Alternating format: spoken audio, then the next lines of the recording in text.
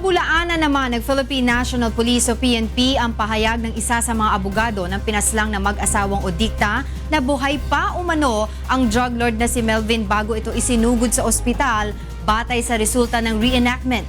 Ito ang balita nila Lane Moreno.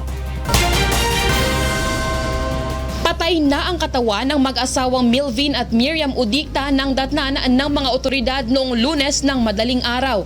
Ito ang naging pahayag ni Police Regional Office 6 Police Chief Superintendent Jose Gentiles matapos ang isinagawang reenactment kahapon.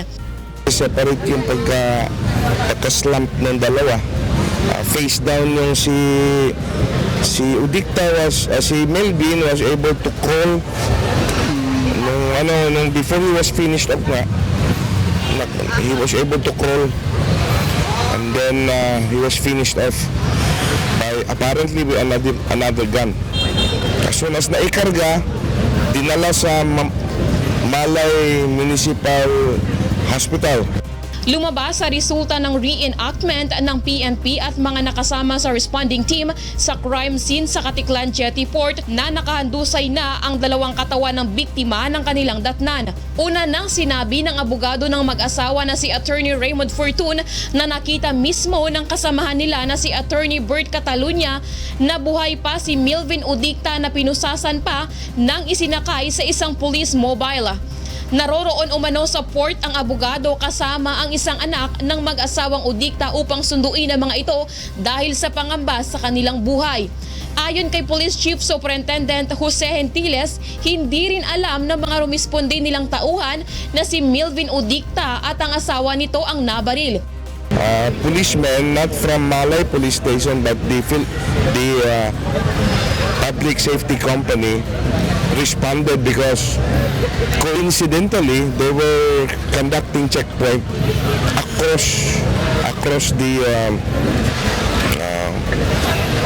not actually across, it's the road, it's the national highway across the jetty port that they usually do.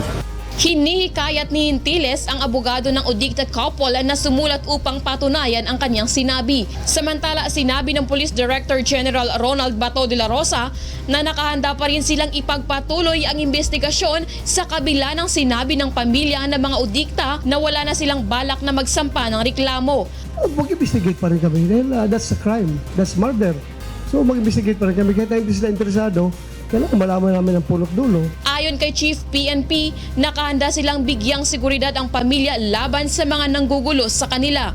Mayroon bang nanggugulo pa sa kanila? Kung mayroon man nanggugulo, di report to the police at action na namin yan. Kawawa naman yung mga pamilya, yung mga anak. Oo, please tell the children na mag-report sa police at huwag matakot. Sabi mo, kailangan namin yung cooperation nila. Kung sila ay tinitreatin, punta sila sa police. I will instruct the regional director to secure the children. Ipapahanap naman ni Bato ang umano'y drug matrix na naiwan ng mag-asawa sa kanilang tahanan sa Iloilo. Kausapin ko yung mga anak na nandoon, kung sino nandoon, para mag-cooperate na rin sila fully kung mayroong matrix ibigay sa atin. I will call General Gentiles to talk to the children. Lane Moreno, UNTV News and Rescue, Iloilo.